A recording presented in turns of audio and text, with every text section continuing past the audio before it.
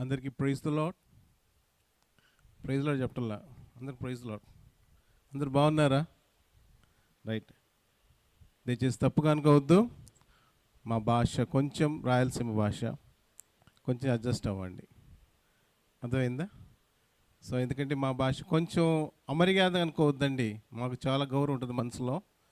కొంచెం వచ్చాడు పోయాడు కొంచెం వేరుగా ఉంటుంది. దయచేసి మన్నించి ఈ సాక్ష్యాన్ని వినవలసిందిగా ప్రేమని కోరుచున్నాను. ఈ సమయంలో దీని యొక్క వాక్యంలో నుంచి 1 కొరింథీయులకు రాసిన పత్రిక, అయితే లూకా రాసిన వర్తమానము ముందుగా మార్చుదాం. 15వ అధ్యాయం, లూకా రాసిన వర్తమానం 15వ అధ్యాయము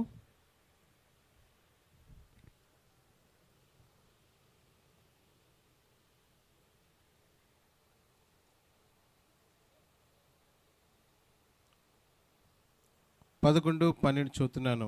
మరియు ఆయన ఇట్లా, నేను ఒక మనుషునికి 2 కుమారులుండిరి. వారిలో చిన్నవాడు తండ్రి ఆస్తిలో నాకు వచ్చు భాగం ఇమ్మని తన తండ్రిని అడుగగా అతడు వారికి తన ఆస్తిని పంచిపెట్టెను. కొన్ని దినములైన తరువాత ఆ చిన్న కుమారుడు సమస్తమును కూర్చుకొని దూరదేశం ప్రయాణమై పోయి అచ్చట తన ఆస్తిని దుర్వ్యాపారం వల్ల పాడు చేసెను. దేవుడి వాక్యంని ఆశీర్వదించి దీవించి మనతోటి మాట్లాడుకోవచ్చు. ప్రార్థన చేస్తాం. ఈ వాక్యం ఎందుకు చదివానంటే నా యొక్క జీవితం ఎలాగనే ఉండేది. సో కాబట్టి ఆ కారణం చేత ఈ వాక్యాన్ని మీ ముందు నేను పెట్టడం జరిగింది. ఒక విషయం ప్రార్థన చేద్దాం, దీనికి సహాయం కొరకు ప్రార్థన చేస్తాం. ప్రేమ తండ్రి, జీవం కలిగిన ఆయన గొప్ప దేవుడివి, వాగ్దానాలు చేస్తే స్థిరపరిచే దేవుడు దేవా, అయోగ్యుడను అపాత్రును ఏ మంచితనం లేని వాడిని ప్రభువా, సహాయం చేయం ప్రభా. సాక్ష్యం ఎలాగ మొదలు పెట్టాలో ఎలాగ ముగించాలో తెలియని వాడిని ప్రభా, మీ పాదాల వైపు చూస్తున్న సహాయం చేయందేవా. నా యొక్క ఉట్టి మాటలు వద్దు ప్రభా, నీ బిడ్డలకి అవసరమైన మాట నా నోట మీరు ఉంచండి ప్రభా. దుష్ట దౌర్భాగ్యాన్ని ఎందుకు పనికిరాని వాడిని ప్రభా, నన్ను క్షమించి మీ పశుమ రక్తంతో కలిసి చేసి పవిత్రపరిచిన దేవా, నన్ను మరుగు చేయదేవా. మీరు నా ముందుండి మాట్లాడడం సహాయం చేయనుకోవచ్చు. ఈ ప్రజలకు, ఈ యొక్క ప్రాంత ప్రజలకు ఏ మాట అవసరమైనా ఆ యొక్క మాటలు మీరు దయచేయవలసిందిగా నీ పాదాలు పట్టి వేడ్చూ స్తోత్రిస్తూ సమస్త మహిమ ఘనత మీకు ఇచ్చిన ప్రార్థిస్తూ సాయించిన కోవచ్చు. త్వరలో రన్న యేసుక్రీస్తు పేరు కూర్చున్నాం తండ్రి, ఆమేన్.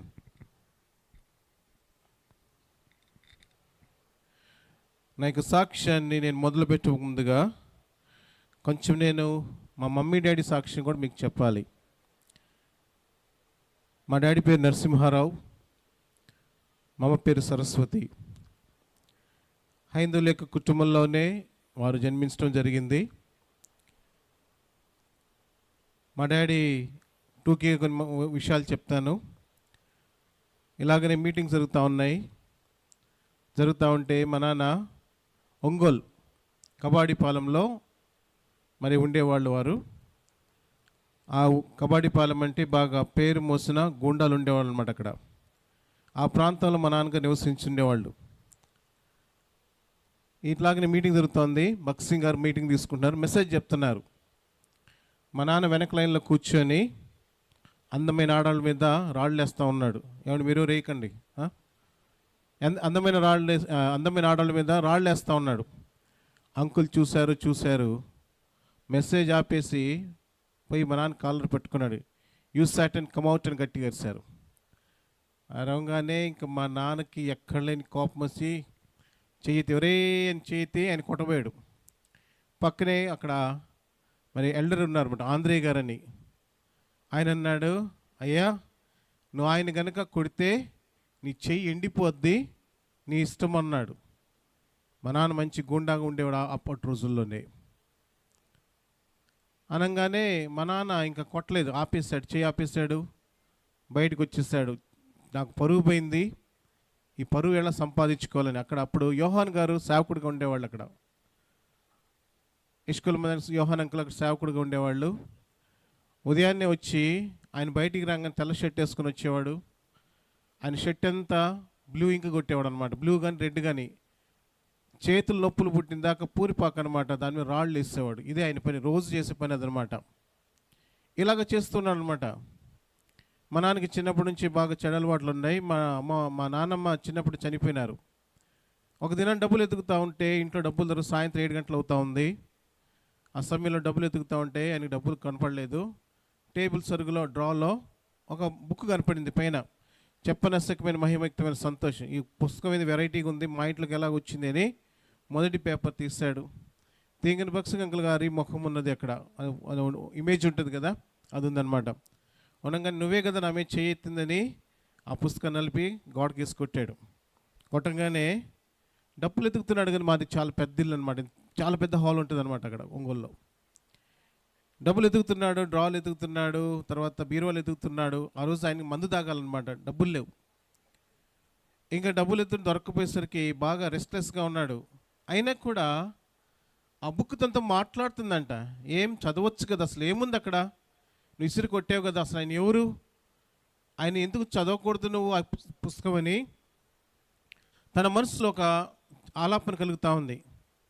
అనగానే తీసుకున్నాడు, బుక్ తీసుకున్నాడు. అసలు ఏంటని చూడగానే మొదటి పేజ్ చదువుతూ ఉంటే ఆయన ఏమి రాస్తున్నాడు అక్కడ, ఆయన అగ్రికల్చర్ ఇంజనీర్. ఆయన మా నాన్న అనుకుంటున్నారు ఎవరైనా పని పాటలేదు అనుకున్నాను, ఈయన ఇంజనీరా అని మంచి ఇంప్రెషన్ కలిగి ఆ బుక్ చదవడం మొదలుపెట్టారు. 16-17 పేజీలకు వచ్చేసరికి బక్సింగ్ గారు మరి మోకరించి, ప్రభు నేను పాపిని అని చెప్తా ఉంటాను అనమాట. ఆ సమయంలో మా నాన్నకి ఎందుకు ఎక్కడ లేని భయం వచ్చింది. ఆ ఇంట్లో ఒక్కడే ఉన్నాడు. సాయంత్రం 7:30-8 అవుతుంది ఈ టైం అప్పుడే. ఆ టైం అప్పుడు ఆయనకి భయం కలుగుతుంది. ఎందుకు భయం వచ్చిందో తెలియదు, అసలు భయం అంటే తెలియదు. ఎవరిని పడితే ఆయన కొట్టేవాడు, రక్తం చూడుకొని ఇంటికి రాడు, బాగా భయంకరమైన రౌడీ అనమాట. అటువంటి వ్యక్తికి మొట్టమొదటిసారి భయం చూశాడు. అప్పుడు బక్సింగ్ గారు మోకరించి, ప్రభు నేను పాపిని అని చెప్తే ఆయన అనుకున్నాడు, ఒకవేళ ఈ మాట చెప్తే నాకు భయం పొద్దున్న ఆయన కూడా మోకాళ్ళంగి ప్రభు నేను పాపిని అన్నాడట. అనగానే ఆయనకి చిన్నప్పటి నుంచి చేసిన పాపాలని ఒక సినిమా లెక్కలో వస్తాయి అనమాట. సినిమాలో టైటిల్ వచ్చాడు వస్తూ ఉంటే, ఇది చేసావా, చేశాను ఇది అంటే క్షమించడం మాట కూడా లేదు. చేశాను అయిపోయింది. అయిన తర్వాత గంట అలా పట్టింది మొత్తం. అయిన తర్వాత అక్కడ బక్సింగ్ గారు చదివినట్టు రాసినట్టుగా ఐఎమ్ సిన్నర్ అంట, ప్రభు నేను పాపిని అంటాడు. ఓహో పాపిని అన్నాను, కానీ పాపిని అన్నాడు. తెలియకుండానే ఏడుస్తూ ఉన్నాడు, చాలాసేపు ఏడ్చాడు. అందులోకి ఆ సమయంలో వాళ్ళ ఫ్రెండ్ దత్ అని ఒక ఆయన వచ్చాడు. ఆయనకు గుండా అనమాట. బయట కిటికీ కాడ ఉండి చూస్తూ ఉన్నాడు. బయటికి వచ్చాడు మా నాన్న, ఏరా నరసింహరావా, 1:30 అయిందిరా వచ్చి, నువ్వు కాసేపు ఏడుస్తున్నావు, కాసేపు నువ్వు ఏమైందిరా నీకు అన్నాడు. మా నాన్న మొట్టమొదటి మాట అడిగాడు, నీకు దేవుడు కావాలా అని. ఆయన ఆశ్చర్యపోయాడు, మనమేంటి దేవుడు ఏంటి, ఏం మాట్లాడుతున్నావు. విషయం ఏంటంటే మా నాన్న అప్పుడే ఆర్ఎస్ఎస్కి ప్రెసిడెంట్. ఆయన యేసు ప్రభు కావాలని అడిగాడు. ఈయన ఆర్ఎస్ఎస్కి అప్పుడు వాళ్ళు బనీన్లు నిక్కర్లు ఇప్పుడు కాదు వచ్చింది, ఇట్స్ అరౌండ్ 70లోనే ఉన్నాయి. 70లోనే ఆ నిక్కర్లు అయిక ఏదో అంటారు దాన్ని నాకు తెలీదు, ఆ కర్రలతోటి అన్ని సాంగులు చేసేవాళ్ళు అప్పట్లోనే చేసేవాళ్ళు అనమాట. దానికి మా నాన్న ప్రెసిడెంట్ గారు అనమాట. అదేంటి నరసింహరావు నువ్వు దేవుడు అంటున్నా యేసుప్రభు అంటున్నా అంటే, లేదు ఇలా జరిగిందంటే ఆయన కూడా మరి కూర్చున్నాడు, ప్రార్థన చేసుకున్నారు. మొత్తానికి 10 అయింది. వీళ్ళిద్దరు కలిసి మనకి యేసుప్రభు తెలుసుకున్నాం కదా, ఇది ఎవరికైనా చెప్పాలి కదా అనుకొని బయటకు వచ్చి అక్కడ ఆంధ్రయ్య గారి దగ్గర ఇంటికి వెళ్ళారు. 10 గంటల ప్రాంతం ఇంటికి వెళ్ళంగానే వీళ్ళని చూసి వెంటనే 2 చేతులు దండం పెట్టారు. అయ్యా మీకేం కావాలి చెప్పండి, దండం పెడుతున్నారు. మా నాన్న మొట్టమొదటి ఒరే అని పిలిచేవాడు, అన్నా అని పిలిచాడు. అన్నాన్ని వెళ్ళంగా నీకు ఎక్కడలేని సంత ఆయనకి అర్థమైంది, ఏదో జరిగింది వీళ్ళకి, ఈ రాత్రి పూట నన్ను అన్నాన్ని పిలుస్తాను. అయ్యా లోపల రండి అన్నాడు. టీచర్ అయిపోయింది.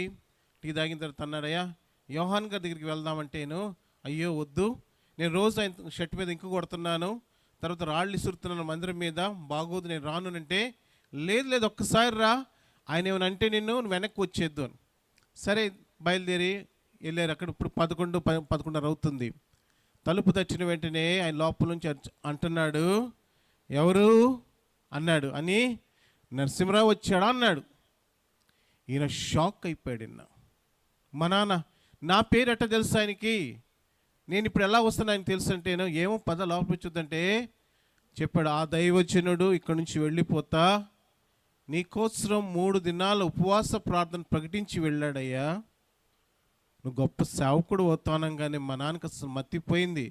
దారిని పోయేవాడిని, దుష్ట దౌర్భాగ్యుడిని, ఎంతో నన్ను అందరూ చావమని కోరిన వాళ్ళే, కానీ మొట్టమొదటిసారిగా క్రీస్తు ప్రేమ ఎంత బాగుంటుందని ఆయనకి అనిపించింది. సరే, మొత్తానికి అప్పటి నుంచి సేవకు వెళ్ళటము, ఆ యోహాన్ గారితో తిరగడం జరిగిపోయింది. ఆ తర్వాత నాన్నకి ఉద్యోగం వచ్చింది. నాన్న విమానాల్లో పనిచేసేవాళ్ళు, పెద్ద ఆఫీసర్ నాన్న. బాగానే చదువుకున్నారు. ఆ జాబ్కి వెళ్ళిపోయినాడు. వెళ్ళిపోగానే మా నాన్నకి మా తాత టెలిగ్రామ్ ఇచ్చాడు. అమ్మ లేదు కదా వాళ్ళమ్మ. మా ఫాదర్ సీరియస్ స్టార్ట్ ఇమీడియట్లీ. వచ్చి ఇంటికి రాగానే మా తాత ఇంటికి సున్నాలు ఎత్తాడు. ఏంది నాయన ఈ ఈ ఈ ఎటకారం ఏంది, ఎందుకు ఇలా చేసావంటే, నీకు పెళ్ళి నిశ్చయించాను రా అన్నాడు. నాకు చెప్పకుండా పెళ్ళి ఏంటంటే, లేదు చేస్తున్నాను, నీకు పెళ్ళి చేసుకున్నాను. అమ్మాయి ఎవరంటే చెప్పాడు. అమ్మాయి పేరు సరస్వతి అని చెప్పగానే మా నాన్న, నా ప్రాణం పోయినా నేను అమ్మాయిని చేసుకోవాలి, హిందువులు కదా నేను చేసుకోనంటే, నేను యేసు ప్రభువుని నమ్ముకున్నాను కదా అంటే, నువ్వు ఏం చేస్తుంటే నాకు అనవసరము, నువ్వు అమ్మాయిని చేసుకోకపోతే నేను మిద్ది మీద దూకుతానని గబగబా మిద్ది ఎక్కాడు. ఆయన ఎక్కి దూకపోతున్నాడు. వద్దులే ఆగు, యోహానంకులు పోయి చెప్పాడు, అన్న ఇట్లా చేస్తున్నాను అంటేను, నరసింహను పెళ్లి చేసుకుంటే నీకు నెమ్మది ఉండదు, ఆనందం ఉండదు, మార్చుకోమంటాడు, మార్చుకోవడాలు గీచుకోవడాలు ఏమి ఉండవు, చాలా కష్టపడతామని చెప్పాడు. అనగానే ఒప్పుకోకుండా వాళ్ళ నాన్నగారు కట్టి చెప్పగానే మొత్తానికి మా అమ్మని పెళ్లి చేసుకున్నాడు.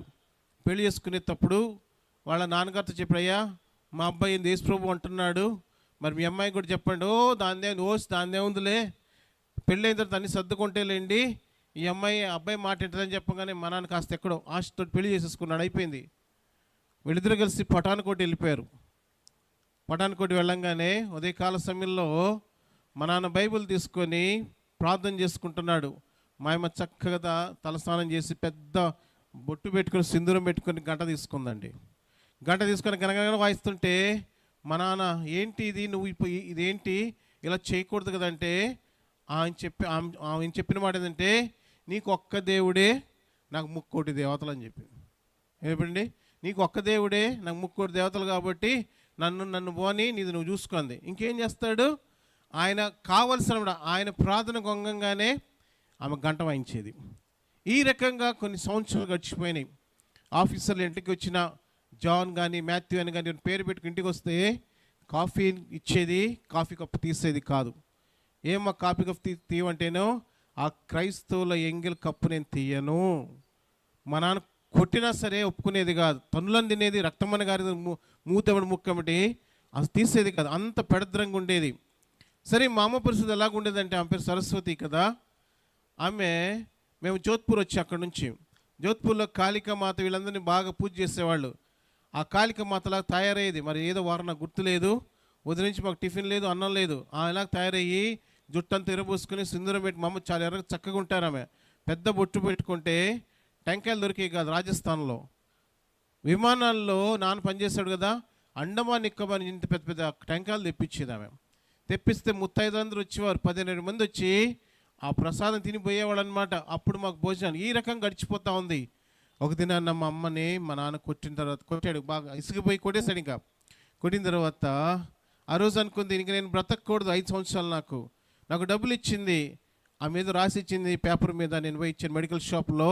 అవి నిద్ర మాత్రలు అట్లా నాకు ఇంత డబ్బాలో ఇచ్చారు. ఇంత ఆ డబ్బా ఇచ్చగానే 10-10:30 అవుతుంది. మా నాన్న వచ్చి మాకు అన్నం పెట్టన్నాడు. అప్పుడు మా తాత కూడా ఉన్నాడు మా నాన్నతోటి. ఉండగానే ఇంకేం చేశాడండి, అన్నం పెట్టింది. నువ్వు అన్నం తిన్నాను అడగలా. ఆ రోజు మా అమ్మకి, లేదు ఈరోజు నేను చనిపోవాలి. సరే, ఆ రోజు సాయంత్రం ఏం జరిగిందంటే 7 గంటల ప్రాంతాన్న విశ్వవాణిలో ఆర్ఆర్కే మూర్తి గారు వాక్యం చెప్తున్నారు.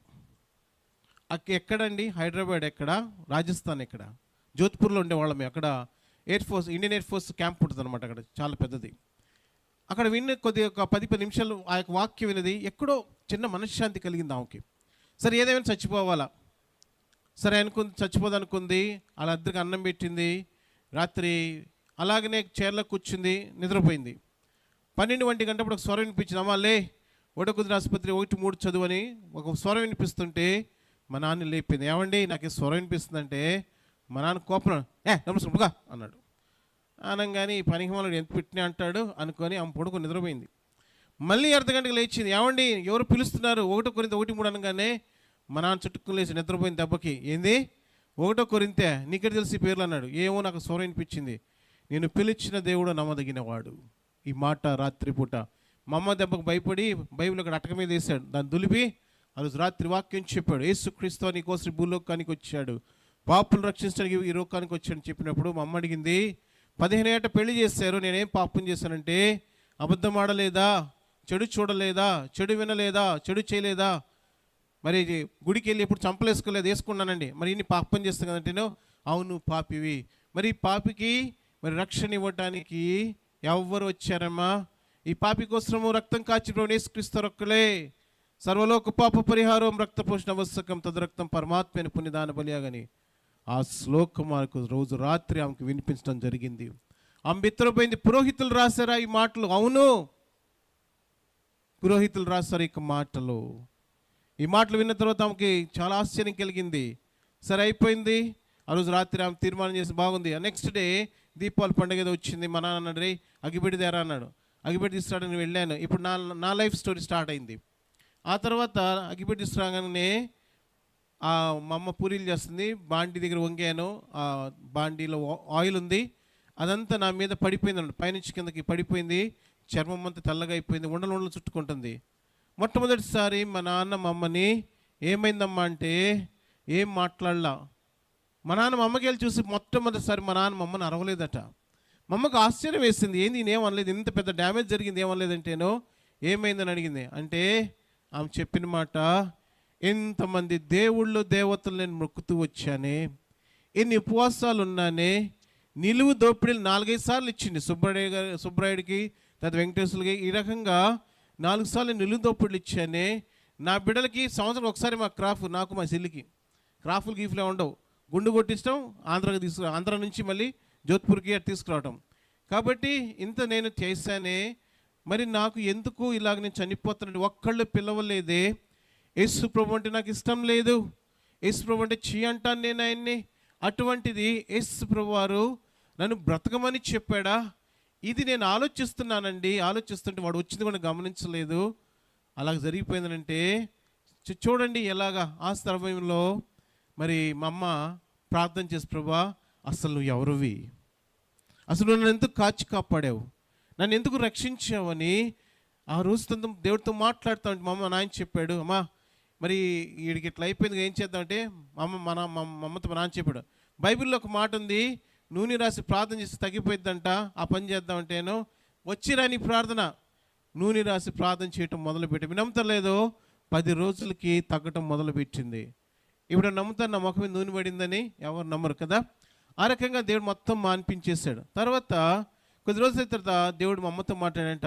మా అమ్మ అడిగిందంట, అయ్యా నాకు నువ్వెవరో తెలియాలి, నువ్వు నాతో మాట్లాడంటే ఒక మనుషులు ఎలాగ మాట్లాడాలో మాట్లాడేదంట దేవుడితోటి. ఆయన చెప్పాడు, అమ్మా ఒక డైరీ తీసుకో, రోజు కొన్ని మాటలు చెప్తారు, రాసుకో, ఇది ఎక్కడ దొరకవు, నేను చెప్పే మాట ప్రతిదీ తీసుకోమని చెప్తే ఆమె చక్కగా ప్రతిరోజు ఆయనతో మాట్లాడేదంట. ప్రతిరోజు మా నాన్న డ్యూటీకి వెళ్ళిపోయిన తర్వాత అప్పుడు చెప్పాడు, ప్రతిరోజు మాట్లాడుతూ ఉంటే ఆయన చెప్పాడంట, అమ్మా మీ మామయ్య గారు మరి చనిపోబోతున్నాడు అని చెప్పాడంట. అప్పుడు మా మమ్మీ ఇలాగ ఈ లంటి డేస్ వచ్చినాయట. ఈ 40 రోజులు ఉపవాసం ఉంటే మరి మా తాత కూడా యేసుని నమ్ముకున్నాడు.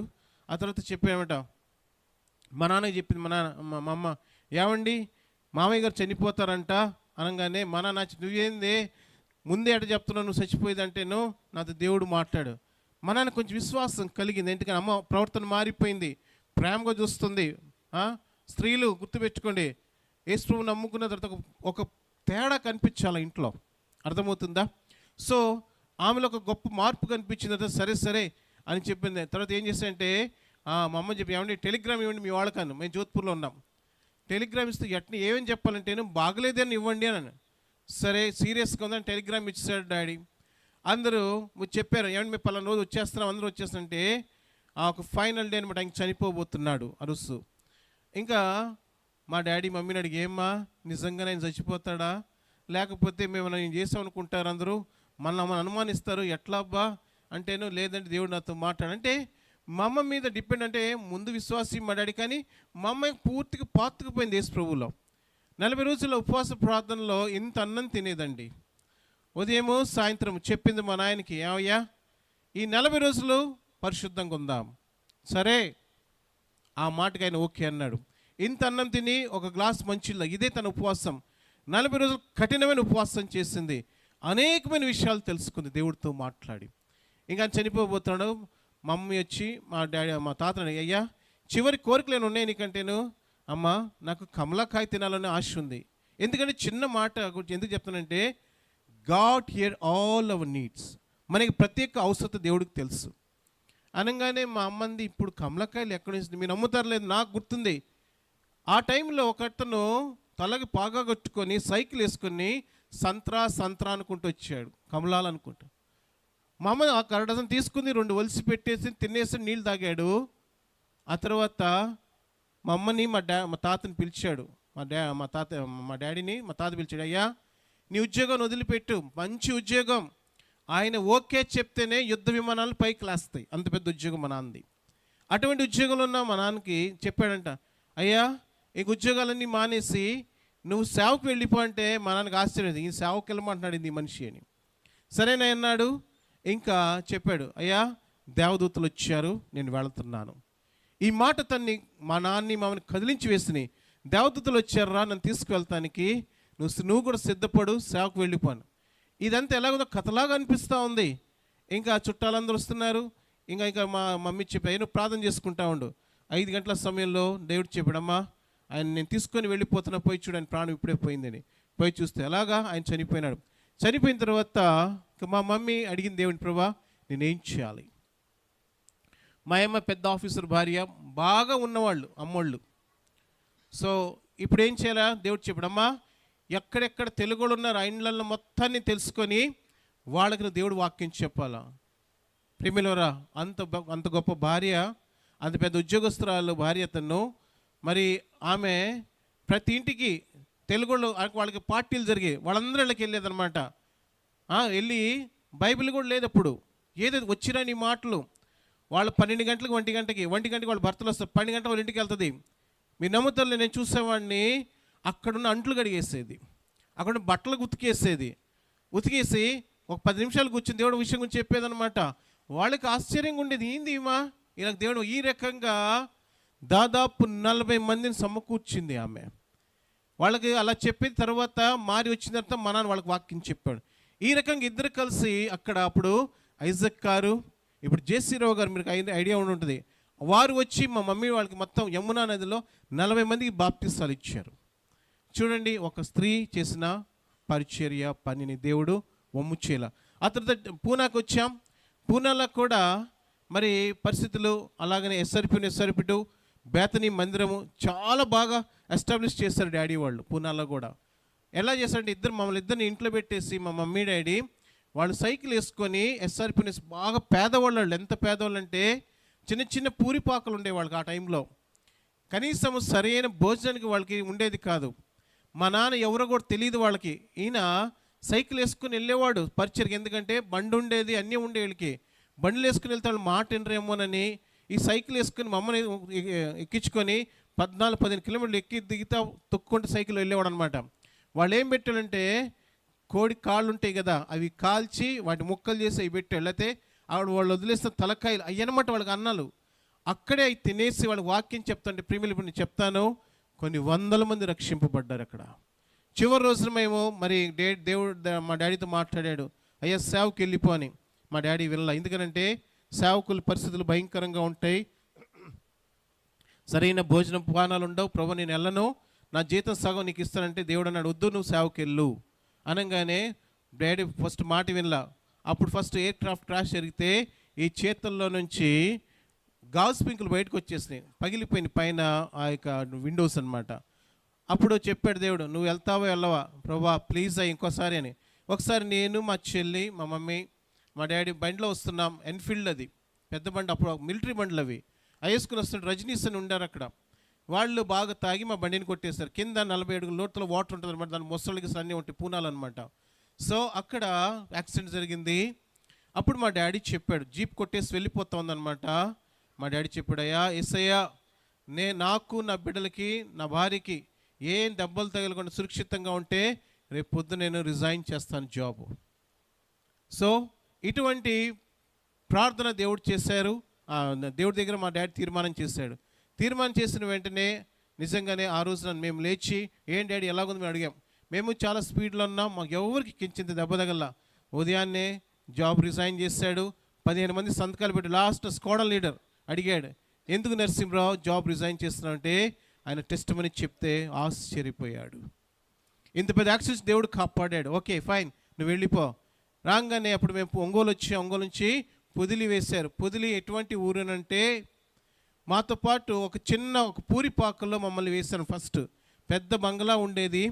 ఆ బంగ్లాలో మాకు 4 పనివాళ్ళు ఉండేవాళ్ళు. మేము వచ్చి నిలబడితే వాళ్ళే మాకు డ్రెస్సులు వేసేవాళ్ళు. ఏం చేస్తాం అంటే అంతమంది పనివాళ్ళు ఉంటే డాడీ పెద్ద పోస్ట్ అనమాట, అంత మంచిగా ఉండేదన్నమాట. ఆ స్థితిలో లాస్ట్లో డాడీ ఏం చేశాడంటే, అయ్యా వీళ్ళందరూ ఒకసారి లోపల 80 మంది స్పెషల్ మీటింగ్ 3 రోజులు ఎర్నెస్ట్ క్రిస్టియన్ గారిని పిలిపించారు. వీళ్ళందరినీ పిలిచాడు, ఎస్ఆర్పీడు. వాళ్ళందరూ అనుకున్నారు ఈ నరసింహరావు కూడా అక్కడ ఏదో పాసి పని చేస్తుంటాడులే మాలాగా. వాళ్ళ లస్కర్లు అనమాట వాళ్ళంతా. ఏ పని చేస్తుంటాడులే, ఈయన ఎందుకు లోపలికి వెళ్తాను తీసుకెళ్ళి పెద్ద బంగ్లాకి తీసుకెళ్ళి ఇక రండి లోపల ఇక్కడ పని చేస్తుంటా. అవునయ్యా ఇక్కడ పని చేస్తాను చెప్తే ఈయన నడుస్తూ ఉంటే అందరూ లేచి నమస్కారం కొడుతుంటే అర్థం కాల. అప్పుడు అడిగారు, అన్నా అసలు ఎవరు నువ్వు అంటే ఆయన చెప్పాడు, నేను ఫ్లయింగ్ ఆఫీసర్ని, అంటే యుద్ధ విమానాలు నడిపి దాన్ని ఓకే చెప్పే ఆఫీసర్ నేనంటే ఆశ్చర్యపోయారు. He did not showed his position, ఆయన పొజిషన్ చూపలా. సైకిల్ వేసుకొని వెళ్తూ ఉన్నాడు అంటే అంత తగ్గించుకొని పరిచయం చేశారు వాళ్ళు అక్కడ. అంత కష్టపడి చేసిన తర్వాత సరే రిజైన్ చేశాడు. ఇంక అక్కడ ఆంధ్రాకి వచ్చిన తర్వాత నా లైఫ్ స్టార్ట్ అయింది. నేను అప్పటికి 5th క్లాస్ అయిపోయింది. ఇక్కడికి వచ్చిన తర్వాత పొదిలిలో నాకు తెలుగు రాదు, అలరావు, ఏమీ రావు, మాట్లాడటమే రాదు. ఈ పరిస్థితుల్లో మా డాడీ అన్నాడు నన్ను నేర్పించడానికి ఒక బ్రాహ్మిన్స్ దగ్గర పంపించాడు. వాళ్ళు బ్రాహ్మిన్స్ ఏం చేశారంటే నేను బాగా చిన్నప్పటి నుంచి లావు ఎత్తుకుండేవాడిని. పలక బలపం తీసుకొని వెళ్తే రావు కదా, చెప్పటమే రాదు. వీళ్ళు రాయమంటుంటే నాకు వచ్చేవి కాదు. ఒరే దున్నపోతా దిద్దురా అని ఈ నెత్తి మీద పొడిచేవాళ్ళు అనమాట. నేను వాట్ ఈస్ దున్నపోతని అడిగేవాడిని. ఒరే సంపాయి కాకరని అనేవాళ్ళు మమ్మల్ని. అంటే నాకు నిజంగానే తెలియదు వాళ్ళు ఏమనుకుంటే నేను యాక్షన్ చేస్తాను అనుకున్నారు. తెగ కొట్టేవాళ్ళు నన్ను. ఇంటికి పోయితే డాడీ వాళ్ళు నన్ను కొట్టారని చెప్తాను, ఎందుకంటే మన చండ శాసనుడు, ఎందుకు కొట్టారని అడగడు, మళ్ళీ నన్ను కొడతాడు. అబ్బా తన్నులు తినేవాడిని. మళ్ళీ ఎందుకోసం చేస్తుంటే బడికి స్కూల్లో గవర్నమెంట్ స్కూల్లో జాయిన్ చేస్తే రోజు వెళ్ళటము, బెచ్చాలాట, గోళీలాట ఇవి అనమాట. బడికి పోతే పంతులు కొట్టేవాళ్ళు, ఎందుకంటే నాకు అర్థం కాదు, వాళ్ళని కొట్టేవాళ్ళు. ఈ కొట్టే దెబ్బలకు తట్టుకోలేక బయట తిరిగేవాడిని నేను. అలాగే 7th క్లాస్ మార్కులు ఏం తెలుసు నాకు, 02, 03, 04 వచ్చినాయి 7వ తరగతి ఎగ్జామ్ రాస్తే. ఏంద్రా అంటే బడికి పోలేదంటే ఏం చెప్తాను, బాగా సితగొట్టాడు. అప్పుడు మళ్ళీ 7th క్లాస్ మళ్ళీ నేర్చుకుని ఏదో మొత్తం 7th అయిపోయింది. 10th క్లాస్ మొత్తానికి నా ఎక్స్పీరియన్స్ ఏంటంటే 7th క్లాస్ 2 సార్లు చదివా, 10th క్లాస్ 2 సార్లు చదివా. సో ఇంటర్మీడియట్కి రాగానే కొంచెం జ్ఞానోదయం అయింది, చదువుతున్నాను బాగానే కష్టపడతాను. నేను పూనాలో స్కూల్ ఫస్ట్, ఎప్పుడు మా చెల్లి స్కూల్ ఫస్ట్, మేము సెంట్రల్ స్కూల్లో చదివేవాళ్ళం అనమాట. సో మొత్తానికి తెలుగు కింద మీద పడి నేర్చుకున్నాం. ఆ తర్వాత ఇంకా కొంతకాలం అయిన తర్వాత ఇంటర్మీడియట్కి వచ్చాను. మా అమ్మకి ఆశ కలిగింది. ఏం ఆశ కలిగిందంటే నన్ను డాక్టర్ని చేయాలని. అంతకుముందు ఆశ కలిగింది ఎవరికి, మా మమ్మీకి. ఎప్పుడు నేను చిన్నప్పుడు మూతి ముఖం కాలినప్పుడు అప్పుడు కూడా ఆశ కలిగింది, ఏమని వీని డాక్టర్ని చేయాలంటే మా నాన్న అన్నాడు, వద్దు నేను వాడిని సేవకుడిని చేస్తాను అంటే మా అమ్మ అంది, అయ్యా మనకు డబ్బులు ఉన్నాయి కదా, వాడిని అమెరికా పంపించి పెద్ద డాక్టర్ని చేద్దాను. సరే వాళ్ళిద్దరు మళ్ళీ గొడవ అయింది, మళ్ళీ కొట్టుకున్నారు. ఇదంతా కాదని మా డాడీ చెప్పాడు, లేదు వాడు సేవకుడు అవుతాడంటే మా మమ్మీ డాడీ ఇద్దరు ఉపవాసం ఉంది ప్రార్థన చేస్తే దేవుడు చెప్పాడంటే మా అమ్మకి, ఆడిని ఎలీషా అంత భక్తుడిని చేస్తాను, ఎలీషా అంటే దైవజనుడిని చేస్తాను. కానీ మా అమ్మ నాకు నువ్వు సేవకుడు అంటే ఆవిడ కుశలంగా ఉండేది కదా, ఆహో అని నేను నవ్వుకున్నా. అయిపోయింది. ఇక్కడ పొదిలి రాగానే ఇట్లా అయిపోయింది. మళ్ళీ మా అమ్మకి ఏం కలిగింది, ఆశ కలిగి ఇంటర్మీడియట్ ఏసీకాలో జాయిన్ చేశారు. ఫస్ట్ ఇయర్ సూపర్ బాగా చదివాను. సెకండ్ ఇయర్లో బాగా పరిచయం అవుతారు కదా, నేను బైపీసీ. ఇంకా మా కాలేజీలో గుంటూరులో అనమాట ఏసీకాలో చాలా చక్కటి అందమైన అమ్మాయిలు ఉండేవాళ్ళు. వాళ్ళు ఏం చేశారంటే, హే బెంజీ, నా పేరు బెంజిమిన్, హే బెంజీ సినిమాకి వెళ్దా అనేవాడు. అమ్మాయిలు పిలిచి సినిమాకి పోకుండా ఎట్టుంటే ఆ వయసులో. సరే మొత్తానికి నేను అప్పటికి 10th క్లాస్ అయిపోయిన వెంటనే బ్యాప్టిజం కూడా తీసుకున్న తర్వాత ఫస్ట్ ఇయర్ అంతా చాలా దైవికంగా ఉన్నాడండి. మందిరంకి వెళ్ళి హార్మోని ఎన్ని వాయించేవాడు, వాయిద్యాలని వాయిస్తాను నేను కూడా. సో ఈ రకంగా అయిపోయిన తర్వాత సెకండ్ ఇయర్లో వాళ్ళు పరిచయమైన సినిమాలు తీసుకోవడం మొదలుపెట్టారు. సినిమాలకి వెళ్తున్నాను. చిన్నగా అక్కడ ఆల్ఫోన్స్ అని ఒక వ్యక్తి ఉండేవాళ్ళు, బాగా మర్డర్ చేసేవాడు అనమాట. నాకు తెలియకుండా తనకి నేను బాగా దగ్గర అయిపోయాను నేను. అంటే ఆయనకి ప్యాషన్, ఆయన కొట్టటము, కత్తిసరటము, కత్తితో పొడవటం, ఇవి తను బాగా చేసేవాడు అనమాట. తనకి అందరూ భలే క్రేజీ ఉండదు. పెద్ద ఆయన వస్తుంటే అందరూ వచ్చి నమస్తే అన్న, నమస్తే అన్న అనేవాళ్ళు. ఇదేం భలే ఉంది. నేను కూడా ఆయన వెనకాల పోతున్నాడిని. నేను చిన్న లావు ఎత్తుండేవాడిని కదా, నన్ను కూడా బెంజి ఏంద్రా పరిస్థితి అన్నాడు. నువ్వు ఏది చెప్తేదన్నా. సడన్గా మారిపోయాను. నా బ్యాగ్లో ఒక బుక్ ఉండేది, పిడి అంటారు అనమాట, ఇంత ఉంటుంది కత్తి. ఆ కత్తి 2 తీసుకొని కాలేజ్కి వెళ్ళేవాడిని. ఎయిరంటే వేసేవాడిని అంతే. మాకేమో ఈ నడుము కింద నుంచి కొట్టాలి, నడుము కింద నుంచి కొట్టాలన్నమాట, పొడవటం అనమాట. ఆ పైన ఆయన చూసుకుంటాడు అనమాట. అదనమాట మా పని. ఈ రకంగా గొడవ పట్టము, అలా వేయటము, రావటము, ఎవరు చిన్న విషయాలకి ఇలాగ అయిపోయిందన్నమాట. ఇంకోటి ఏంటంటే పేదరికం. ఇంట్లో చాలా పేదరికంగా ఉండేది. మా నాన్నేమో ఫీజులు కట్టేవాడు కాదు. మందిరం కట్టమంటే ఎవరు డబ్బులు ఇచ్చి మందిరం కడుతుండేవాడు ఆయన. ఇది నాకు చాలా మనసు కష్టం వేసేది. అయిన దానికి కాని దానికి కొడుతుండేవాడు నన్ను. దాంతో మా నాన్న మీద చాలా మనసు కష్టం వేసేది నాకు. అంటే ఆయన మిలిటరీ నుంచి వచ్చాడు కదా, ఇంకా ఆ డిసిప్లిన్ నా మీద చూపించేవాడు. ఈ రకంగా ఇంటర్మీడియట్ అయిపోయింది.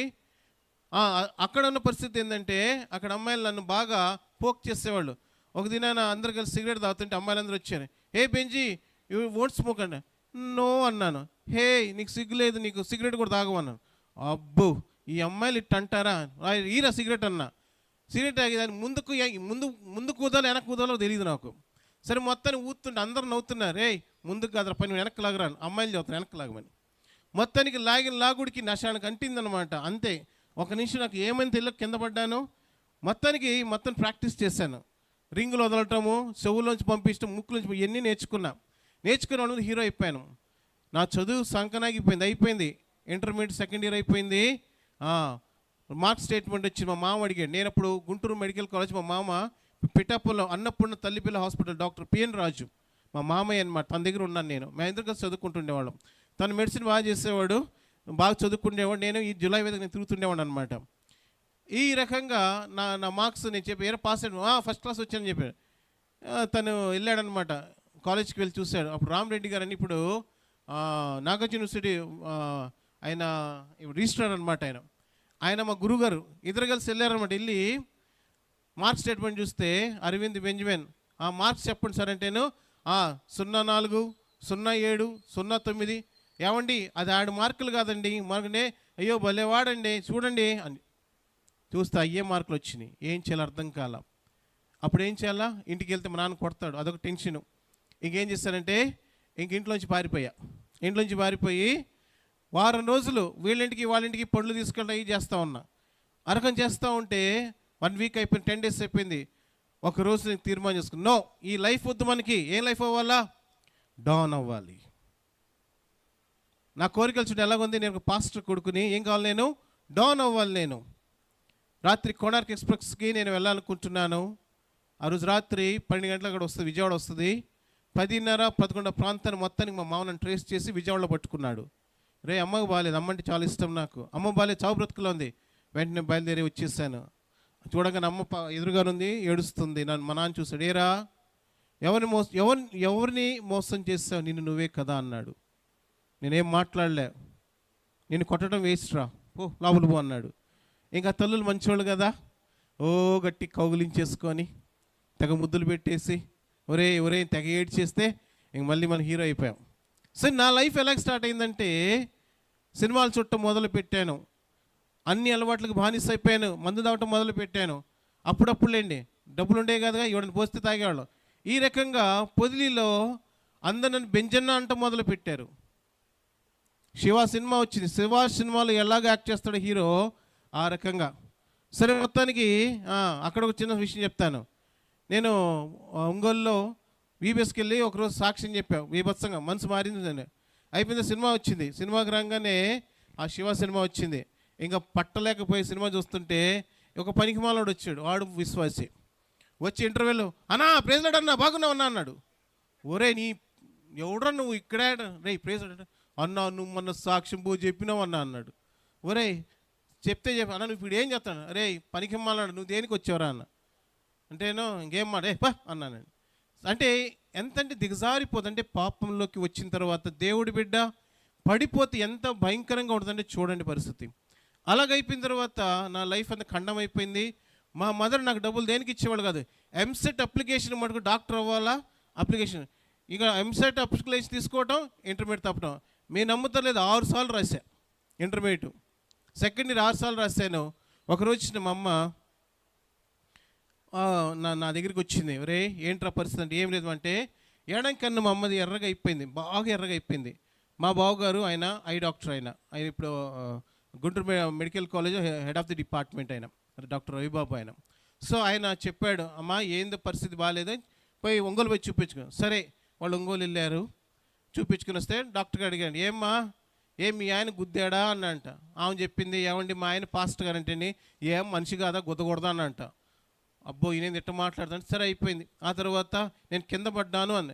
సర్లే నువ్వు ఎందుకు దొంగ మాటలు చదువుతాను మందులు రాసిచ్చాడు. ఆమె ఇంటికి రాగానే అడిగాను, ఏమ్మా డాక్టర్ ఏమన్నాడు, మీ ఆయన గుద్దాడా అన్నానంటేను, అవును రబ్బలు చెప్పారు అన్నీ అడిగాను. అనగానే ఆమె ఏడుస్తూ ఉంది. ఎందుకు ఏడుస్తున్నావు నువ్వు అని అడిగా. ఏం లేదురా, రాత్రి నీ రిజల్ట్స్ వచ్చినాయి, మరలా తప్పావు, బయటికి పోయి ఏమైనా సాక్ష్యం చెప్పాలరా మేము అని అంది. ఈ మాట నన్ను కలిచివేసింది, నన్ను చాలా వేదనకి గురి చేసింది. ఇదేంటి నేను ఎంజాయ్ చేయటం, సినిమాలు చూడటం, అమ్మాయిలతో తిరగటం, లేని అలవాట్లు నాకు లేవే. ఈమె ఇంత బాధపడుతుంది అంటే ఏమైంటే, రాత్రి అంతా ఏడుస్తూ ప్రార్థన చేశాను రా. ఆ ఉదుటికి ఆ నరాలు లోపల పగిలిపోయినట్టు మీ బావగారు చెప్పాడు రా, లోపల ఉన్న నరాలు పగిలిపోయినరా, అది వస్తుందో రాదో కూడా తెలియదు కన్నా. ఆ రోజు నేను ఏడ్చానండి. ఆ రోజు రాత్రి ఐ క్రైడ్ లైక్ ఎనీథింగ్. దేవుడిని అడిగే, ప్రభువా దాదాపు 3 సంవత్సరాలు మా నాన్న ఎలా చూస్తాడంటే, మందిరం కడుతున్నారు, కనీసం చెప్పులు కూడా ఇచ్చేవాడు కాదు మా నాయన. సరైన బట్టలు అంటే నన్ను ఖచ్చితంగా ఖండితంగా పెంచాడు, నన్ను శిక్షలాగా వేసాడు అనమాట. ఆయన మీద కోపం పెంచుకున్నాను, నేను క్రోధం పెంచుకున్నాను ఆయన మీద. ఇంకా ఆయన మాట నేను వింటలేదు బాగా. ఇంకా మా నాన్న మీద చూపించే కోపం అంతా బయట చూపించేవాడిని, మృగంలాగా కొట్టొచ్చేవాడిని చిన్న చిన్న సమస్యలకు కూడా. నన్ను అందరూ పిలుచుకెళ్ళేవాడు, అరవింద్ వాడిని కొట్టు, బెంచి ఇండి కొట్టు, ఈ రకంగా అయిపోయింది. వాడు ఏం చేస్తాడు వాడు, అంత మూర్ఖంగా ఉండేవాడు అనమాట. ఇంక ఈ రకంగా ఉంటే ఆ రోజు రాత్రి దేవుడు, ప్రభా 3 సంవత్సరాలు నీ మందిరంలో పనిచేశాను నేను, నువ్వు రుణస్థుడు కాదని చెప్పావు కదా, ఈ రాత్రి నీ పాదాల దగ్గరికి చేరుతున్నా. చిన్న కుమారుడికి బుద్ధి వచ్చినప్పుడు తండ్రి దగ్గరికి వెళ్ళాడంట కదా, ప్రభా నన్ను కూడా ఒక్కసారి నన్ను జ్ఞాపకం చేసుకో. మా నాన్న నన్ను ప్రేమించాలి, మా అమ్మ నన్ను చూసి ఏడుస్తుంది, ఊర్లో వాళ్ళు నా గురించి ఏమనుకుంటారో తెలియదు, ప్రభా సాయం చేయి. ఆ ఉదయకాలం ఆ 2 రోజుల ముందట ఒక ఆయన చనిపోయాడు. చనిపోతే వేరే ఇంటి వారు నన్ను ఏం చేస్తాను పిలిచి, అక్కడ గుంటలు మేమే దవ్వేవాళ్ళమాట, సమాధులకి గుంట దవ్వి వంట బాగా చేస్తాను. చిన్నప్పటి నుంచే వంట చేసేసి వస్తూ ఉంటే నన్ను వాటేసుకుని, అరవింద్ నువ్వు లేకపోతే ఈ కార్యక్రమం జరిగేది కాదంటే నేను అనుకున్నాను, చూడరా మళ్ళీ అట్లా మొచ్చుకున్నాను అనుకున్నా. కాసేపు ఒకడు వచ్చాడు వెనక పరిగెట్టుకుంటా, అన్నా అని నేనేమన్నాడు తెలుసా, పనికి మనడికి చదువా సంధ్య, ఈ పనులన్నీ చేసుకుంటే బాగుపడతాడు అని అన్నాడు. అనగానే ఈ మాట బాధగా ఉంది. మా అమ్మ ఆ కన్ను అలాగే బాధగా ఉంది. అప్పుడు దేవుడిని, నా జీవితంలో ఏడుపు ఆ రోజు వచ్చింది, ప్రభువా నా జీవితాన్ని మారుస్తావా, ఇంతకాలం నీ మందిరంలో అరవిరామంగా పనిచేసేవాడిని, లారీ ఇసుక వస్తే ఒక్కడిని అన్లోడ్ చేసేవాడిని, అంత బలంగా ఉండేవాడిని అనమాట. లారీ లోడ్ చేసేవాడిని, అన్ని పనులు చేసేవాడిని. దేవుని, ప్రభా నాకు ఒక్క ఛాన్స్ దయచేయి, ఒక్కసారి నన్ను జ్ఞాపకం చేసుకో, నా జీవితాన్ని కట్టు ప్రభా. నేను చాలా ఇచ్చిన రోజు రాత్రి ఏడ్చిన తర్వాత మీరు నమ్ముతా 2 రోజుల తర్వాత ఒక అప్లికేషన్ వచ్చింది. అదేంటంటే ఎప్పుడో ఇంటర్మీడియట్ బాగా ఫెయిల్ అవుతున్నప్పుడు ఒక 200 రూపాయలు కట్టాను డిగ్రీకి. ఆ అప్లికేషన్ వచ్చింది, ఏమని వచ్చింది, 18 సబ్జెక్ట్స్ రాయాలి బాబు అని. సరే మొత్తానికి మా నాన్న దగ్గరికి పోయా, నాయన ఇలాగా మరి డిగ్రీకి ఎగ్జామ్స్ రాయటానికి వచ్చింది, డబ్బులు కట్టు 2000 అన్న. మా నాన్న తిట్టాడు చూడు, మామూలుగా తిట్లా నన్ను. ఒరేయ్ బైపీసీ ఎలగబెట్టావు, ఇది ఎలగబెడతావురా నువ్వు, నీకు బుద్ధి లేదురా అని తెగ తిట్టాడు. నేను డాడీ ప్లీజ్, ఎప్పుడు మా నాన్న అంత మర్యాదగా మాట్లాడా, డాడీ ప్లీజ్ ఒక్కసారి నన్ను ఒక్కసారి చూడు, నేను ఖచ్చితంగా పాస్ అయ్యి చూపిస్తావు. సరే ఫీజు కట్టాడు, హాల్ టికెట్ వచ్చింది, హైదరాబాద్ వెళ్ళి ఎగ్జామ్ రాయాలి. ఎగ్జామ్ రాయటానికి వెళ్ళినప్పుడు అక్కడ జరుగుతున్న విషయం ఏంటంటే, మా నాన్న ఆ రోజుల్లో 600 రూపాయలు ఇచ్చాడు. పోరా హైదరాబాద్ పోయి ఎగ్జామ్ రాయిపోన్నాడు. మొత్తం 18 సబ్జెక్ట్స్ రాయాలా, 20 రోజులు ఉండాలి అక్కడ. అక్కడికి వెళ్ళిన తర్వాత నేను ఎగ్జామ్ రాయడానికి వెళ్ళినప్పుడు మా డాడీ 600 ఇచ్చాడు కదా, అప్పుడెప్పుడో ఎక్కడ ఉండాలి డాడీ అంటేనో ఏమో నాకేం తెలుసు అన్నాడు. చాలా విరుద్ధంగా మాట్లాడుతున్నాడు నాతో. నాకు చాలా బాధేసింది. ప్రభువా, నేను మారిపోయాను, మా నాన్న మారలేదు, మరి ఎట్లా ఇది? మా అమ్మ కూడా భుజం తట్టి నాకు పిసికి 50 రూపాయలు ఇచ్చింది. అరే ఉంచుకోరాను, నేను చాలా డబ్బులు అనుకుని 50 రూపాయలు. ఇంత బాధతోటి హైదరాబాద్ వెళ్ళిపోయిన తర్వాత అక్కడ ఎగ్జామ్కి వెళ్ళిన తర్వాత ఎక్కడ ఉన్నో తెలియదు. అప్పుడు మనం ఎప్పుడో ఒక 2-3 సంవత్సరాల కిందట ఒక ఆయన ఉన్నాడు, సికింద్రాబాద్లో ఉంటారు వాళ్ళ ఇంటికి తీసుకుపోయాడు. వాళ్ళ ఇల్లు గుర్తుపెట్టుకున్నాను, దేవుడు గుర్తు చేశాడు, నాకు గుర్తుండి చేతిలో పండ్లు పట్టుకున్నాను, ఒక 50 రూపాయలు కొన్నాను. వాళ్ళ ఇంటికి వెళ్ళి మొట్టమొదటిసారి వాళ్ళ ఇంటికి వెళ్ళి ఇలాగ నమస్కారం పెట్టాను నేను వాళ్ళకి. ప్రైజ్ లార్డ్ చెప్పండి అయ్యా. నన్ను గుర్తుపెట్టారు వాళ్ళు.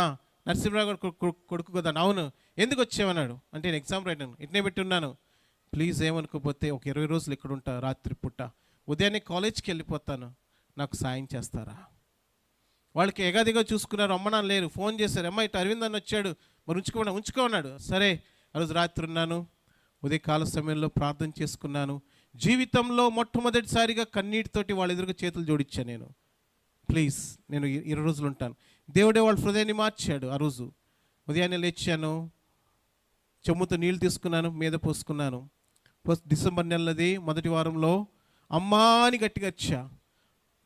పొడుస్తున్నాయి 1995లో పొడుస్తుందన్నమాట ఇక చలి.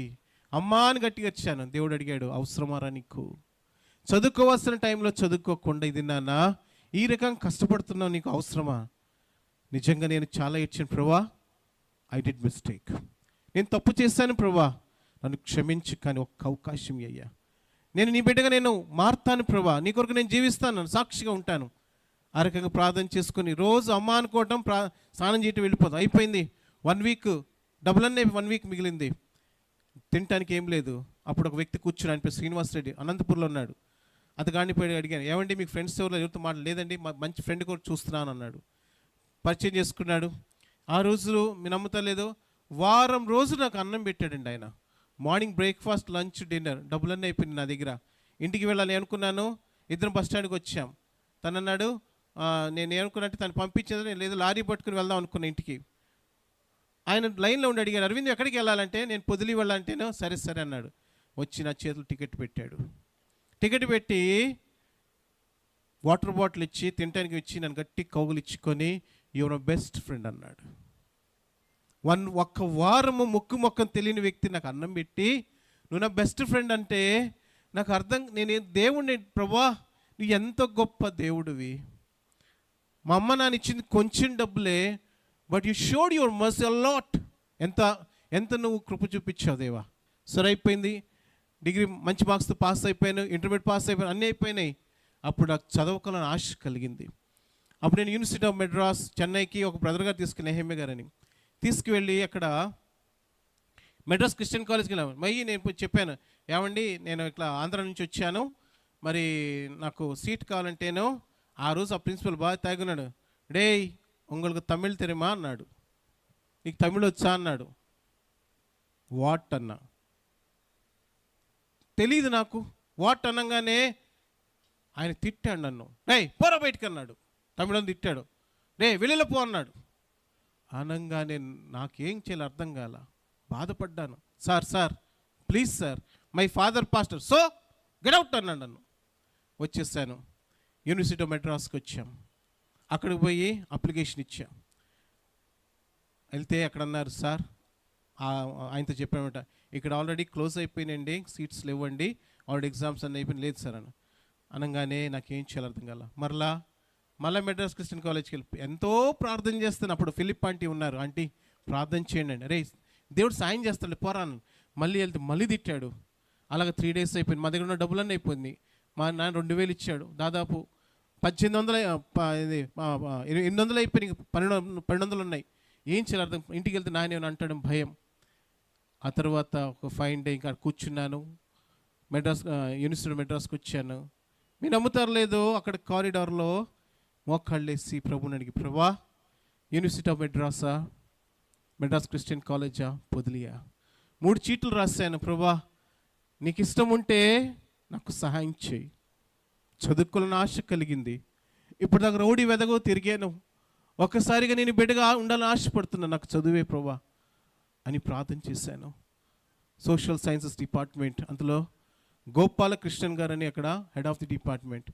నేను మోకాళ్ళు లేచి చీటి తీయంగానే యూనివర్సిటీ ఆఫ్ మెడ్రాస్ అని వచ్చింది. ప్రభా నాకు ఎవరు ఇస్తారయ్యా సీట్ ఇక్కడ, అన్నీ అయిపోయినాయి, అన్నీ వాకిళ్ళు మూసుకుపోయినాయి కదా, ఎలాగ ప్రభా అని ఏడ్చుకుంటా ఆ చీటికి వెళ్తూ వస్తుంటే ఆయన వచ్చి బయటకు వచ్చి వాష్రూమ్కి వెళ్ళి, a young man come inside అన్నాడు. ఆయన నన్ను పిలుస్తాడు, అటు ఇటు చూశాను, నన్నే you only come inside అన్నాడు. లోపలికి వెళ్ళాను. ఫ్రమ్ వే యూ కేమ్ అన్నాడు. నేను ఫ్రమ్ ఆంధ్ర. ఆయన అడిగాడు, ఏం చేయాలనుకుంటున్నావు అంటే, సార్ చదువుకోవాలని ఆశ ఉంది సార్, సరైన మంచి బట్టలు లేవు, నాకు సరైన ప్యాంట్ లేదు, మాల్ స్లిప్పర్లు వేసుకుని నిలబడ్డాను. అప్పుడు ఆయన అన్నాడు, a young man don't worry, I took special permission from VC, I wrote a letter to him, so I stated that one poor fellow came from Andhra, he want to study, please give him the permission. I wrote this letter, I don't know, it's a miracle man, VC gave you the permission to join in this department అన్నాడు. Praise the Lord. నేను అసలు ఊహించలేదు, అలాగని చెప్తున్నాడు, నాకు సగం అర్థం అవుతుందా. క్లర్క్ని పిలిచాడు, ఎవరికిట 200 వాయించుకున్నాడు, 800 తీసుకున్నాడు. అప్లికేషన్ ఫిల్ చేశాడు, నాకు సీటు దేవుడు అక్కడ ఇచ్చాడండి. సాధ్యమేనా? అన్నీ మూసుకుపోయిన దారులు ఆయన పిలిచినాడు, అలాగే జాయిన్ చేసుకున్నాడు. ప్రేమిలరా, ఎందుకు ఈ మాట చెప్తున్నానంటే, పెంట కుప్పల్లో ఉన్న నన్ను, ఎందుకు పనికిరాని నన్ను యేసు ప్రభువారు సాయం చేస్తూ వచ్చాడు. ఒకరోజు రాత్రి కన్నీటితో ప్రార్థన చేసే, ప్రభువా నన్ను జ్ఞాపకం చేసుకోయా, ఒక్కసారి నన్ను జ్ఞాపకం చేసుకో, నా పాత రోత జీవితం అన్నింటినీ తీసు, ఎందుకంటే మన కన్నిటికి ఏం చేస్తాడైనా విలువ కడతాడు కదా. సో ఆ రోజు అట్లా అయిపోయింది. పీజీ జాయిన్ అయిపోయాను, ఫస్ట్ క్లాస్లో పాస్ అయిపోయాను. అదంతా అయిపోయిన తర్వాత మా అమ్మ అంది, ఒరే ఇంకా కొంచెం చదువుతావురా అంది. చెప్పుమా అన్న, చదువుతాను మా అన్న. రే ఇది సోషియో సైకాలజీ డిపార్ట్మెంట్ నాది. అమ్మ అంది, రే చదువుతావా? చదువుతాను మా. ఎగ్జామ్ రాసాం, జేఆర్ఎఫ్ రాస్తే దాదాపు మా డిపార్ట్మెంట్ నుంచి యూనివర్సిటీలో 31 మెంబర్స్ ఉన్నారు, 28 మంది బ్రాహ్మిన్స్ ఉన్నారు మా డిపార్ట్మెంట్లో, 2 తమిళోళ్ళు, క్రిస్టియన్ ఒక్కండే. ఎగ్జామ్ రాసాము, నోటీస్ బోర్డులో నా పేరు ఉంది. నా పేరు ఎప్పుడు నోటీస్ బోర్డు ఎందుకు కూడా తెలుసా, ఫీజు కట్టాలి. నేను పోయి మా హెచ్ఓడి దగ్గరికి వెళ్ళి, సార్ మళ్ళీ ఫీజు కట్టాలి, తమిళ్లో రాస్తారు వాళ్ళు. సార్ ఏం సార్ నా పేరు వచ్చింది, ఏంటి సార్ ఫీజు కట్టాలంటేనో, కంగ్రాచులేషన్స్ మ్యాన్ అన్నాడు. ఏం సార్ అంటే, నువ్వు యూనివర్సిటీ ఫస్ట్ వచ్చావయ్యా అన్నాడు. సాధ్యమేనా? ఇంటర్మీడియట్ 3 సార్లు ఫెయిల్ అయ్యాను, 3 సంవత్సరాలు. 10th క్లాస్ 2 సంవత్సరాలు, 7th క్లాస్ 2 సార్లు. ఇంత ఫెయిల్యూర్ లైఫ్లో యూనివర్సిటీ ఫస్ట్. దేవుడు నాకు సాయం చేశాడు. అబ్దుల్ కలాం గారు నాకు సర్టిఫై చేశారు. ఉన్నతమైన చదువులు ఇచ్చాడు దేవుడు, చాలా పెద్ద చదువు ఇచ్చాడు. గవర్నమెంట్ నాకు, తమిళనాడు గవర్నమెంట్, ఆంధ్ర గవర్నమెంట్ 3 లక్షలు ఇచ్చిందండి చదువుకుంటానికి. తెలీదు ఏం రాశానో ఏం చెప్పేది తెలియదు. 6 నేను ఇంటర్వ్యూ చేస్తే వాళ్ళు అడిగిన వాడన్నీ సమాధానం చెప్పాను. వాళ్ళు అన్నారు, అరవింద్ నేను సెలెక్ట్ చేశాం. ప్రేమిలరా, సాధ్యమేనా? దేవుడికి అసాధ్యమైనది ఏమైనా ఉన్నదా? ఒక్కరోజు చేసిన ప్రార్థన పిక్కటిల్లిపోయేటట్టు. సరే అది అయిపోయింది. ఆ తర్వాత టకటక చెప్పుకుంటున్నాను. ఆ తర్వాత మంచి సీట్ వచ్చింది. ఆ సమయంలో మా మమ్మీ డాడీ వాళ్ళకి సేవలు సమస్యలు వచ్చినాయి. తెలిసి ఇప్పటికి పెద్ద పెద్ద సమస్యలు ఉన్నాయి కదా, హెబ్రోన్ సమస్యలు ఉన్నాయి. ఒకరోజు రాత్రి మా మమ్మీ డాడీని కొంచెంమంది పెద్దలు పోలీసుల ద్వారా బయటికి నెట్టించేశారు. ఆ రోజు రాత్రి చెప్పలేనిది, ఎంతో 30 సంవత్సరాల సేవ మాతో పాటు కలిసి, అప్పుడు మన మధ్యలో విజయ్ కుమార్ అన్న కూడా ఉన్నారు, వాళ్ళు కూడా ఆ కష్టాల్లో గుండా వెళ్ళారు. ఆ పరిస్థితులని హేమలత అక్క, గౌడస్ అన్న వాళ్ళకి కూడా తెలుసు. సో ఆ పరిస్థితుల్లో మేము బయటికి నెట్టివేయబడ్డాం. ఆ రోజు రాత్రి మా నాన్న ఏడుస్తూ ఉన్నాడు, మా అమ్మ ఏడుస్తూ ఉంది. 30 సంవత్సరాల సేవ తర్వాత మందిరాల్లో నుంచి బయటికి నెట్టివేయబడ్డాం. చిన్న చిన్న కారణాలను బట్టి ఏమీ లేదు, నిల్చుంటానికి స్థలం లేదు. బయటికి వచ్చినప్పుడు ఒక లారీ తీసుకురమ్మన్నాడు. మన డాడీ ఎక్కడికి వెళ్ళాలంటే ఏమోరా అన్నాడు. కొంచెం సామాను సర్దాము. నేను అడిగిన, డాడీ మరి డబ్బులు కావాలి కదా అన్న. అవునరా అన్న. డాడీ నీ బైబిల్ డబ్బులు తీయంటేనో మొత్తం వెతికి 200 తీశాడు. నేను అడిగాను, డాడీ ఏంది 200 ఇంకేం లేవు అంట. బ్యాంక్ బుక్ చేసి దాంట్లో ఏం లేవు. డాడీ కొంత గొప్ప డబ్బులు వచ్చినాయి కదా, ఏం చేశాడంటేనే మందానికి వాడేసాను రా అన్నాడు. నాకేం మాట్లాడో అర్థం కాల. ఈ డబ్బులు ఏం లేవు, ఏం చేయాలి అర్థం కాదు. లారీ వచ్చింది, సామాన్ ఎక్కిస్తున్నాం, ఎక్కడికి వెళ్ళాలో తెలియదు. అప్పుడు మా డాడీ వాళ్ళు అక్కకు ఫోన్ చేశారు హైదరాబాద్కి, అక్కడ రారా అంది. రారనగానే ఈ సమయంలో ఒక ఆంటీ ఇంటికి వెళ్ళా. ఆంటీ 2 చేతులు జోడించి అడిగాను, ఆంటీ పెద్ద చదువుకుంటున్నాను నేను, ఒక 10,000 రూపాయలు డబ్బులు ఇవ్వు, నా చదువు పూర్తి అయిన వెంటనే నీకు ఇస్తాను. ఆమె అడిగిన మొట్టమొదటి మాట ఏం తెలుసా, అంత పెద్ద మందిరం ఉందయ్యా, 10,000 కూడా లేవో మీ కాడంటే. లేవు ఆంటీ. ఏడుస్తూ ఉన్నాను. సరే నువ్వు ఏడవద్దు, నువ్వు నా వాకిట్లో అను 10,000 రూపాయలు డబ్బులు ఇచ్చింది ఆమె. ఉండినప్పుడు ఇద్దులే, లేకపోతే ఆ డబ్బులు తీసుకొని హైదరాబాద్ వెళ్ళాం. అండ్ మొట్టమొదటి టైము నేను మా డాడీని చూసి, ఎంతో రిజిడ్గా ఉండే వ్యక్తి అక్కడ ట్రాక్ ఉంది, వెళ్ళిపోయి ఆ ట్రాక్ మీద నిలబడ్డాడు. నేను చూస్తూ ఉన్నాను. ఆ పరిస్థితుల్లో, అవమానాల్లో మా నాన్న అక్కడ నిలబడితే నాకు మనసు రాలా ఆయన పోయి కాపాడదామని. మా అమ్మ పరిగెట్టుకుంటూ పోయింది. ఏమండో నువ్వేం చేస్తున్నావు? 30 సంవత్సరాల సేవ తర్వాత ఆయన పోయి రైల్వే ట్రాక్ మీద నిలబడ్డాడు. చనిపోతానికి ఉండను నేనని. సరే మా అమ్మ 2 సార్లు పోతే 2 సార్లు తీసుకొచ్చింది. ఆ తర్వాత హైదరాబాద్ నుంచి పిఠాపురం వెళ్ళి, అక్కడ అది మా మామ ఇప్పుడు అన్నప్పుడు హాస్పిటల్, అక్కడ వెళ్ళంగానే ఒక రోజున మేము చర్చికి వెళ్ళొచ్చాం. మా అమ్మ ఇంటికి వచ్చేసరికి ఫ్యాన్కి ఒక చీర ఎలాడుతూ ఉంది. ఏమ్మా ఈ చీర అన్న అని చెప్పిన మాట ఊరేసుకోవడం చేత కాలేదురా నాకు. ఇంత కష్టంలో ఉన్నాం మేము. అప్పుడు నా చదువు లాస్ట్ మూమెంట్లో ఉంది. ఆ చదువు అయిపోవటం వచ్చింది. ఆ తర్వాత చదువు అయిపోయింది, నేను తిరిగి ఇంటికి వచ్చాను. ఎన్నో ఉద్యోగాలు చూశాను, ఏది కూడా రావట్లా. అప్పుడు మా మమ్మీ డాడీతో చెప్పాను, డాడీ దేవుడిని సేవకు రమ్మంటున్నాడు అన్నారు. అనగానే ఒక చచ్చిపోయినోడిని మీద పడి ఎలాగ ఏడుస్తుందో మా అమ్మ వచ్చి నా మీద పడి ఎలాగ ఏడ్చింది. ఒరే సేవలో మేమేం సాధించాంరా, నువ్వు కూడానా, ఇంక మాకు ఏం మిగిలిందిరా అని ఏడుస్తూ ఉంది. ఏమమ్మా, దేవుడు మాకు వాక్యం ఇచ్చాడు, నా మధ్యన ధనలక్ష్మి ఇక్కడ నా యొక్క భార్య, ఇద్దరం కలిసి ప్లాన్ చేస్తే సేవకు వెళ్ళమని చెప్పింది. అంటే మా అమ్మ తెగ ఏడ్చింది. సరే అయిపోయింది. నేను చెప్పాను దేవుడు అడిగి, ప్రభా కొంతకాలమన్నా పని చేస్తానయ్యా, నాకు సహాయం చేయ. సో నాకు దేవుడు మంచి జాబ్స్ ఇచ్చాడు. డిస్ట్రిక్ట్ ఆఫీసర్గా వర్క్ చేస్తూ వచ్చాను.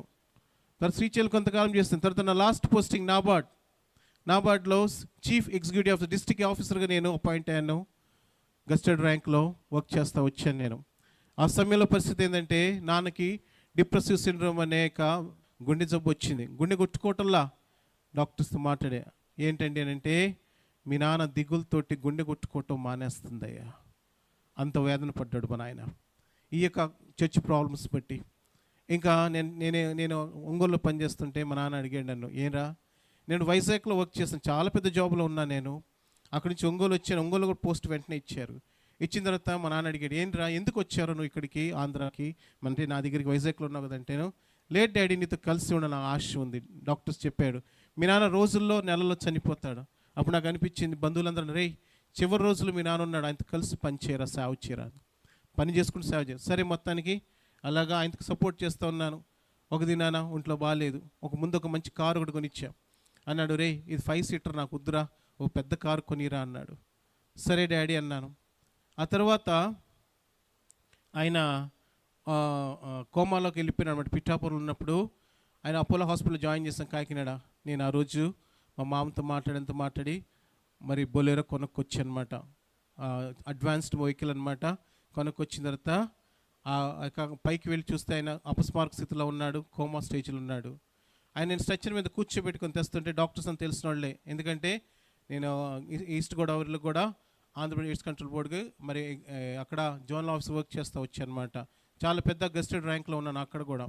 ఆ సమయంలో నాకు అందరూ తెలుసు. వాళ్ళు నన్ను అడిగారు, ఏం సార్ ఎందుకు ఇలా చేస్తున్నట్టు. మా మామ వచ్చి పిచ్చని పట్టిందంటేను, లేదు మామ, మా డాడీకి చివరి కోరిక ఉన్నది, ఆ కోరిక తీర్చిన ఆశ ఉన్నది అన్న. ఏంట్రా కోరిక అంటేను, ఆయనకు పెద్ద బండి కావాలన్నాడు, అది కొన్నాను మామ, అది నీకు ఎరుకు లేకుండా ఏముంది అంటేను.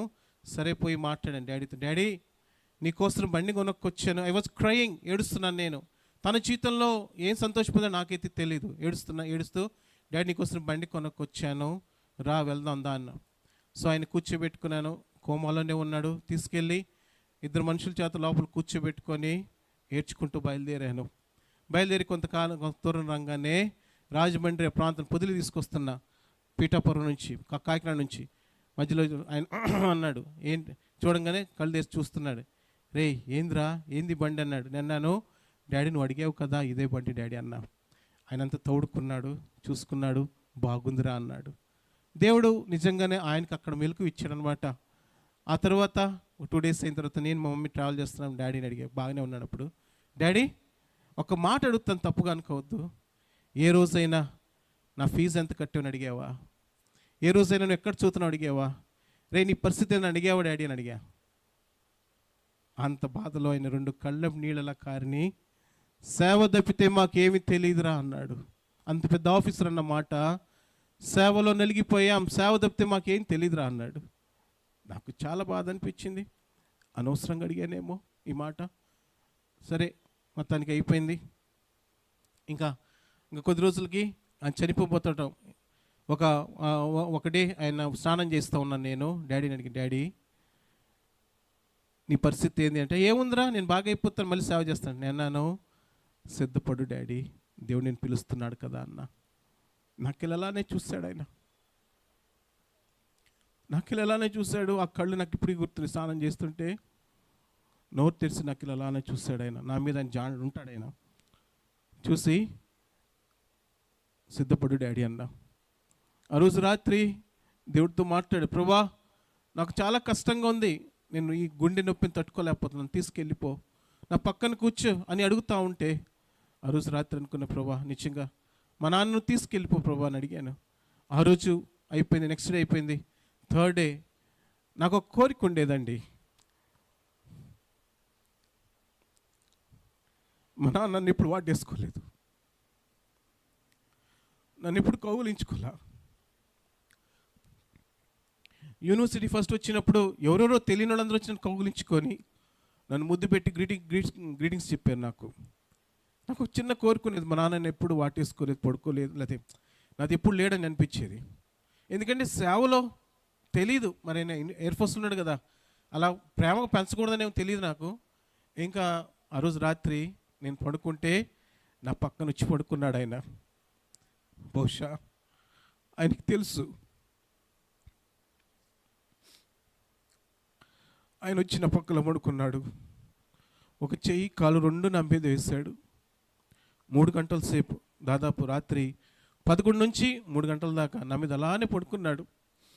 నేను ఆయన్ని బరువుగా ఉంటాడు ఆయన కొంచెం, నేను ఆయన తట్టుకోలేకపోతా ఉన్నాను. ఆయన కూడా అలాగనే. I was so happy. ఈ లాస్ట్లో ఉన్న దేవుడు నాకు ఛాన్స్ ఇచ్చాడు. అలా పడుకున్నాడు. 3 గంటల నిద్రలో ఇచ్చాను. అది లేచి మా డాడీతో మరి ఏం డాడీ ఏం పరిస్థితి అంటున్నాడు. మంచి లేవునా అని మోకాళ్ళు వేస్తున్నాను. మోకాళ్ళు వేసుకుని ప్రాణం చేసుకుంటా ఉన్నాను. ఆయన కొంచెం గొంతు సవరించుకుందాం. ఏం డాడీ అంటేనో మంచిలు తాగుతుంటే లేదురా అన్నాడు. ఇక వెంటనే గురక మారిపోతుంది. సో నేను చదివిన పెద్ద చదువు కాబట్టి ఆ చదువులో నాకు ఎన్ని తెలుసు, మనిషి యొక్క గురకలు కానీ అన్నీ మొత్తం నాకు చాలా పెద్ద చదువుకున్నాను నేను. సో దాంట్లో మెడికల్ అన్నీ ఉంటాయి, దాంట్లో అన్నీ పొందుపరుచుంటాయి నా చదువులో. ఆయన కౌగిట్లో తీసుకున్నాను. ఆయన వెంటనే కొంచెం డిస్కంఫర్ట్ ఫీల్ అయిపోయి చనిపోయాడు, నా చేతిలో చనిపోయాడు. నేను ఎవరిని పిల్లల మోకాళ్ళు వేసాను. వేసాను, ఒకే మాట అడిగా, మా నాన్న నాకు సరైన ఆస్తి ఇవ్వలేదు, డబ్బులు ఇవ్వలేదు, ఆయన కష్టార్జితంతో నాకేమి చేయలేదు ప్రభా, నేను ఒక్క కోరిక కోరుతున్నాను. మా నాన్న చక్కగా వాక్యం చెప్తూ ట్రాన్స్లేషన్ చేస్తాడు. ఆ చెయ్యి నా నెత్తి మీద పట్టుకొని, ప్రభా ఆయన ఆత్మని, ఆయన వాక్యం చెప్పే ఆత్మని నాకు దయచేయి ప్రభా, ఇదొక్క కోరిక కోరుతున్నానని నేను అడిగాను ఆ రోజు రాత్రి. అదే కోరి ప్రార్థన చేసుకొని బయటకు వచ్చాను. చెప్పామ్మా నాన్న లేడు, వెళ్ళిపోయాడని. సో ఆ రకంగా నాన్న చనిపోయాడు. 10 రోజులు అయిపోయింది. ఈ 2 మార్చి ముగిచ్చేస్తాను. 10 రోజులు అయిన తర్వాత ఆయన ఏం చేశాడంటే, చనిపోయిన తర్వాత మా అమ్మ నన్ను పిలిచింది. రే దేవుడిని సేవకు పిలుస్తున్నాడు రా అంది. నన్ను ఒకప్పుడు నువ్వన్నావు ఏం సాధించావని. నాన్న పోయా, మందిరం పోయా, పరువు పోయా, అన్నీ పోయింది కదా, ఇంకెందుకు మా ఏం మిగిలింది? నా జాబ్ వెళ్ళిపోదాం, అందరం అక్కడ హ్యాపీగా ఉందాం. నా జీతం ఇప్పటికి 1,00,000. నా భార్య ఒక హాస్పిటల్కి ఎండీ, తను మేనేజింగ్ డైరెక్టర్, తనకి కూడా అంతే వస్తుంది, దాదాపు 2 లక్షలు తనకు కూడా జీతం. సో ఇంత ఆస్తిపాస్తులు డబ్బులు ఉన్నాయి కదా, వద్దుమా వెళ్ళిపోదాం అని. లేదురా, నువ్వు సేవ చేయకపోతే చచ్చిపోతావంటుంది. ఆ రోజు రాత్రి మా ముఖం మీద చెయ్యి ఇటు పెట్టి, నువ్వు తల్లివేనా, నువ్వు అసలు ఇలా ఎలా మాట్లాడుతున్నావు అంటే, లేదురా దేవుడు చెప్పాడు నువ్వు సేవకు రాకపోతే చచ్చిపోతావంట. ఆ రోజు రాత్రి దేవుడితో మాట్లాడాను 3 గంటల సేపు. మోకాళ్ళేసి, ప్రభువా ఈ సేవలో ఎన్నో కష్టాలు పడ్డాను, నిద్రలేని రాత్రులు, ఆకలి, డబ్బులు, ఫీజులు లేవు. తర్వాత నేను గూండాగా తిరిగి నన్ను ఎవరైనా యాక్సెప్ట్ చేస్తారంటే 1 కొరింథీ 4:1 ఇలాగున క్రీస్తు సేవకులమనియు దేవుని మర్మ విషయంలో గృహ నిర్వాహకులమనియు ప్రతి మనుషుడు అవును భావింపవలెను. ఈ మాట వచ్చింది. అందరు భావించాలంట అని ఒప్పుకుని ప్రార్థన చేశాను. ఇంక వచ్చేస్తాను, సేవకు వచ్చేస్తాను నేను ఆ రోజు రాత్రి. ఇంక అనేకమైన విషయాలు ఉన్నాయి. మేము ఉన్నప్పుడు ఆ సేవలో 15 మంది ఉన్నారు ఆ ఇంటి పైన అన్నమాట. రోజు ప్రార్థన చేయటమే. నన్ను చాలామంది దుర్భాషలాడేవాళ్ళు. మా నాయన సమాధి మీద కూర్చొని, నాయన చచ్చిపోయావు, నన్ను సేవకుడు నన్ను చేసావు ఎలాగని రోజు ఏడ్చుకుంటుండేవాడిని. కానీ ప్రియమైన వాళ్ళరా, మొదటి సంవత్సరం అయిపోయింది, 2వ సంవత్సరం నా భార్య కూడా జాబ్ రిజైన్ చేసి వచ్చింది. మొదటి సంవత్సరం దేవుడు 70 మందికి బాప్తిసాలు ఇచ్చాం. నిజంగా దేవుడు మొదలు పెట్టాడు కార్యం చేయటం. ఇది నమ్ముతారు లేదు, నాకు గుర్తుండే ఒక 750 మందికి బాప్తిసాలు ఇచ్చాం మేము. ఎంతో దేవుడు కృపణిస్తూ ఎంతో ఆశీర్వదిస్తూ వచ్చాడు. దేవుడు గొప్పవాడు, రుణస్థుడు కాదు. 6 నెలలు ఇష్టంగా లేకుండా చేశాను సేవ. ఆ తర్వాత సేవ అంటే పిచ్చి, సేవ అంటే ఇష్టం, అదే మా జీవితం. సో కాబట్టి దేవుడు గొప్పవాడు. ఇది ఎప్పుడు చెప్పను. నేను డాక్టర్ని కూడా ఎవరికి చెప్పను. నేను డాక్టర్ అరవింద్ ఎవరికి చెప్పను. ఎందుకనంటే అవసరం లేదు. మనకి ఈ స్థితినిచ్చింది యేసయ్య ఒక్కడే. సో ఇంత గొప్ప స్థితిని దేవుడు ఇచ్చాడు. ఎందుకు ఈ మాట చెప్తున్నానంటే, ఆయన కొరకు ఒక్కరోజు తీర్మానం చేసి, ప్రభా నా చెయ్యి పట్టుకో. ఆ రోజు పట్టుకుని వచ్చే ఈ రోజు బట్టి నన్ను విడవలేదు దేవుడు. ఎన్నో కష్టాలు వచ్చినాయి, కానీ ప్రతి విషయంలో దేవుడు చాలా. ఆ తర్వాత అమ్మ కూడా చనిపోయింది. అమ్మ మీకు కొంతమంది తెలుసుంటుంది, కృపమ్మ. మా అమ్మ పేరు సరస్వతి కృపమ్మ మార్చబడింది. ఇక్కడ కూడా సిస్టర్స్ మీటింగ్ పెట్టారు, హేమలతకు తీసుకొచ్చారు. సో ఆ రకంగా అమ్మ నాన్న చనిపోయారు. ఇది నేను నా భార్య పొదిలిలో సేవ చేస్తున్నాం. ఎంతో గొప్ప పరిచయం దేవుడు ఇచ్చాడు. ఇది మా కొరకు ప్రార్థన చేయండి. చాలా విషయాలు చెప్పాల్సినవి నేను ఇప్పుడు గడిసే చెప్పేస్తాను, క్షమించండి. దేవుడి సాక్ష్యాన్ని దీవించును గాక.